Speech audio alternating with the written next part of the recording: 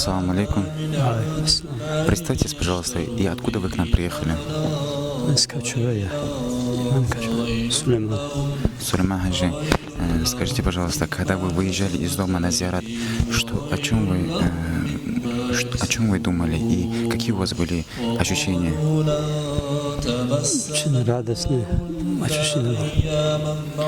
Как вас здесь, когда вы приехали в Ногайский район, как вас встретили здесь? Как охрана, как вас встретили? Машалла, очень хорошо встретили, очень уважительно, очень радостно встретили. Сулейман Хаджи, что вы попросили у Всевышнего Аллаха и какой дуа вы делали, когда совершали зиярат?